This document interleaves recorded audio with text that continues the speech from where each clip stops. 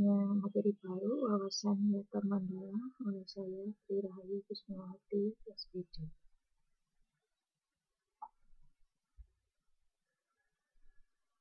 Arti wawasan nyata Mandala.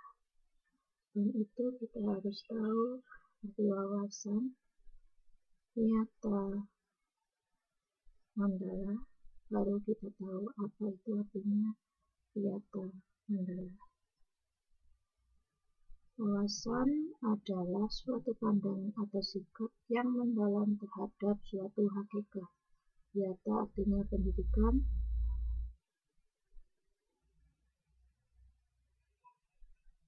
Mandala tempat atau lingkungan. Jadi, nyata Mandala adalah sikap menghargai dan bertanggung jawab terhadap lingkungan sekolah sebagai tempat menuntut ilmu pengetahuan.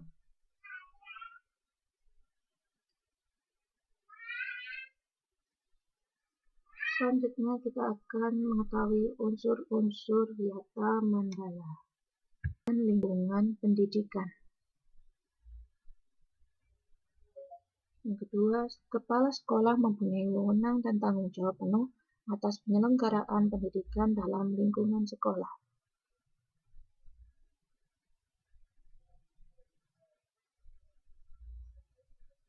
Yang ketiga, antara guru dan orang tua siswa harus ada saling pengertian dan kerjasama erat untuk mengemban tugas pendidikan atau hubungan yang serasi. Yang keempat, warga sekolah di dalam maupun di luar sekolah harus menjunjung tinggi martabat dan citra guru. Yang kelima, sekolah harus bertumpu pada masyarakat sekitarnya dan mendukung antar warga.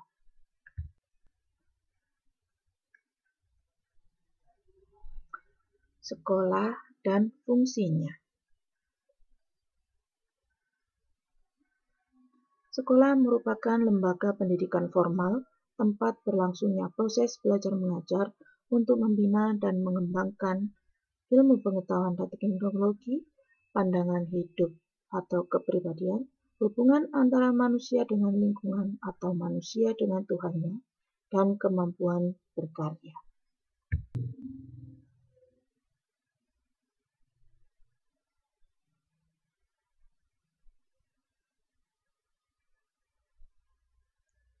Fungsi sekolah.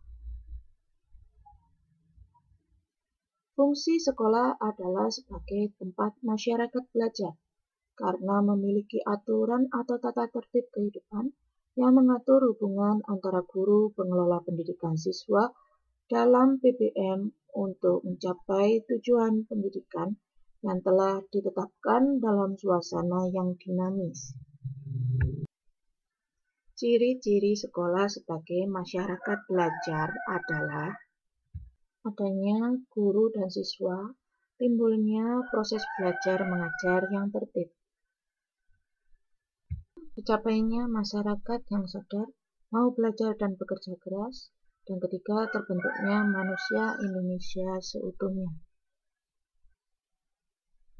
Prinsip sekolah. Sekolah sebagai wiyata Mandala selain harus bertumpu pada masyarakat sekitarnya, juga harus mencegah masuknya paham, sikap, dan perbuatan yang secara sadar maupun tidak dapat menimbulkan pertentangan antara sesama karena perbedaan suku, agama, asal-usul keturunan, tingkat sosial ekonomi, serta perbedaan paham politik.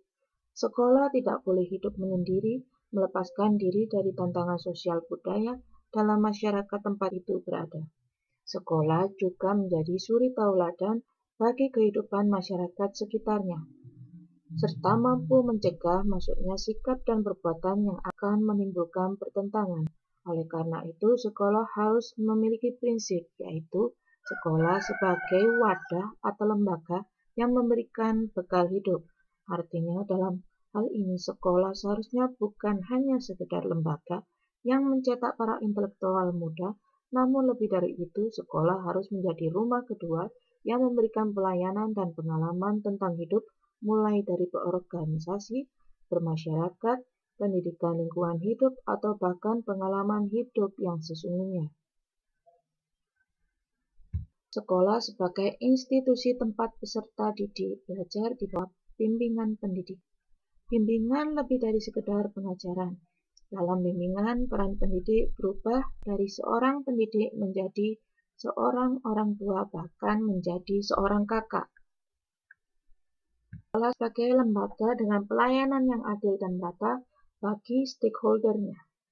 Hal tersebut bisa berupa pemerataan kesempatan, mendapatkan transfer of knowledge, maupun transfer of experience dengan tanpa membedakan dari segi kemampuan ekonomi, kemampuan intelijensia, dan juga kemampuan fisik atau gagasan sekolah inklusi. Sekolah sebagai lembaga pengembangan bakat dan minat siswa. Prinsip ini sejalan dengan teori multiple intelligence Howard Gardner yang memandang bahwa kecerdasan intelektual bukanlah satu-satunya yang perlu diperhatikan oleh lembaga pendidikan, terutama sekolah. Kemampuan bersosialisasi, kemampuan kinestetik, kemampuan seni, dan kemampuan-kemampuan lainnya juga perlu diperhatikan secara seimbang.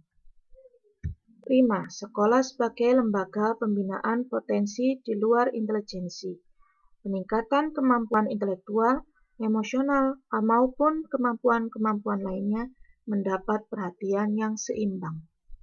Sekolah harus memberikan perhatian serius untuk mengembangkan kemampuan emosional dan sosial, kemampuan berkomunikasi dan berinteraksi, kemampuan bekerja sama dalam kelompok, dan lain-lain. Sekolah sebagai wahana pengembangan sikap dan watak. Sikap sederhana, jujur terbuka, penuh toleransi, rela berkomunikasi dan berinteraksi, ramah tamah dan bersahabat, cinta negara, cinta lingkungan, siap bantu-membantu, khususnya kepada yang kurang beruntung, merupakan sikap dan watak yang perlu dibentuk di dalam lingkungan sekolah. Sekolah sebagai wahana pendewasaan diri. Di dalam dunia yang berubah begitu cepat, salah satu kompetensi dasar yang harus dimiliki tiap peserta didik adalah kompetensi dasar. Belajar secara mandiri. Dengan proses pendewasaan yang diberikan di sekolah, pendidik tidak lagi perlu menjejali pemikiran peserta didik dengan perintah. Lebih dari itu, peserta didik akan mendapatkan sesuatu yang jauh lebih besar ketika ia mencari dan mendapatkan apa yang ia butuhkan untuk hidupnya. Sekolah sebagai bagian dari masyarakat belajar atau learning society. Sekolah bukan hanya sebagai tempat pembelajaran bagi peserta didik, namun juga seharusnya sekolah mampu menjadi pusat pembelajaran bagi masyarakat di lingkungan sekitar. Penggunaan sekolah. Sekolah sebagai suatu lembaga pendidikan yang diperuntukkan sebagai tempat proses kegiatan belajar mengajar tidak diperbolehkan dijadikan sebagai tempat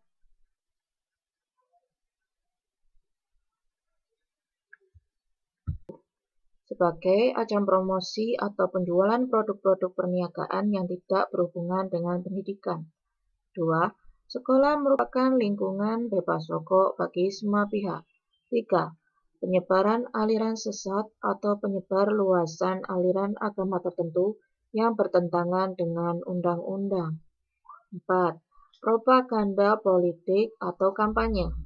5. Syuting film atau sinetron tanpa seizin pemerintah daerah. 6. Kegiatan-kegiatan yang dapat menimbulkan kerusakan, perpecahan, dan perselisihan sehingga menjadikan suasana sekolah tidak kondusif.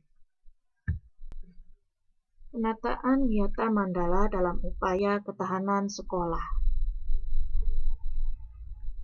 Ketahanan sekolah lebih menitik beratkan pada upaya-upaya yang bersifat preventif.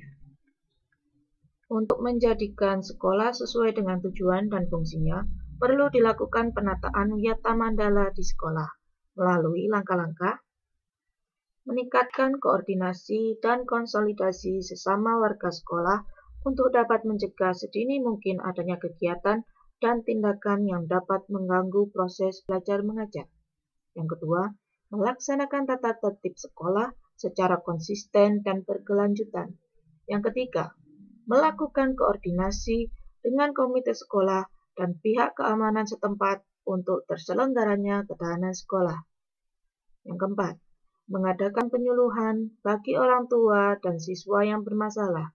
Yang kelima, mengadakan penyuluhan dan pembinaan kesadaran hukum bagi siswa. Yang keenam, pembinaan dan pengembangan keimanan ketakwaan, etika bermoral Pancasila, kepribadian sopan santun dan berdisiplin. Yang ketujuh, pengembangan logika para siswa, rajin belajar, gairah menulis, gemar membaca informasi, penemuan para ahli.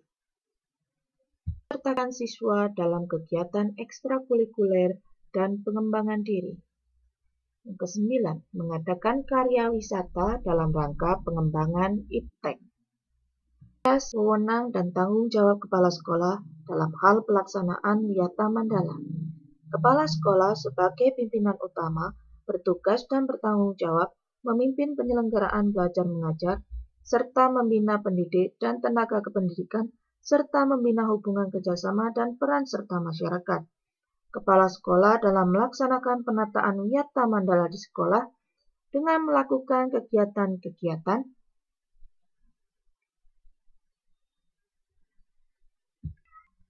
Satu, melaksanakan program-program yang telah disusun bersama komite sekolah.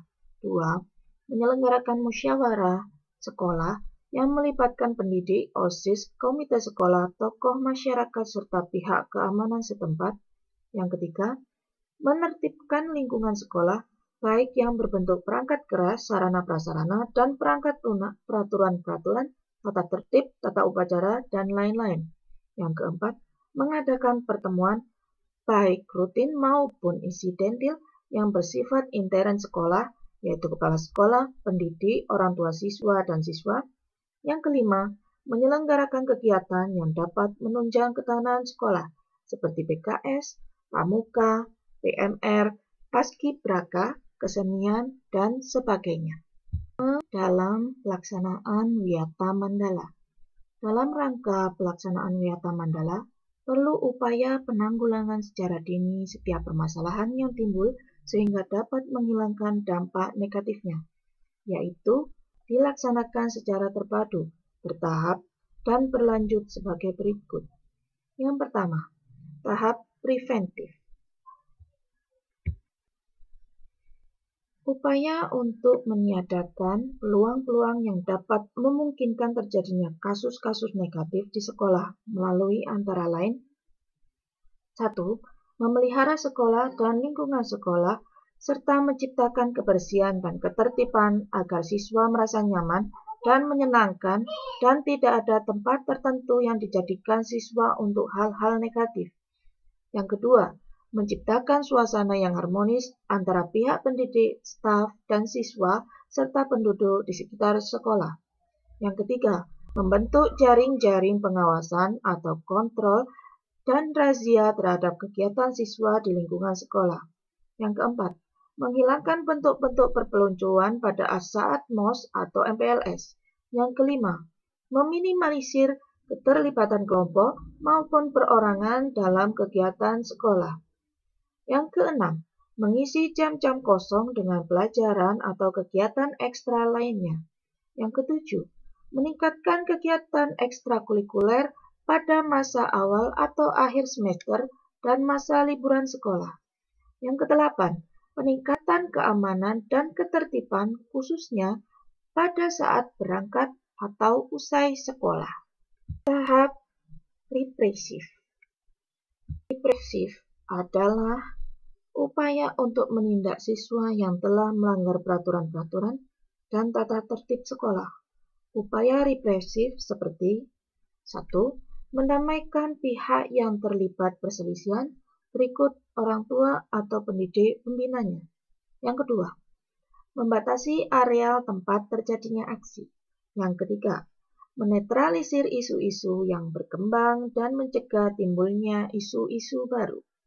Yang keempat, berkoordinasi dengan pihak keamanan apabila terdapat pihak luar sekolah yang melanggar keamanan, ketertiban, dan perbuatan kriminalitas di lingkungan sekolah.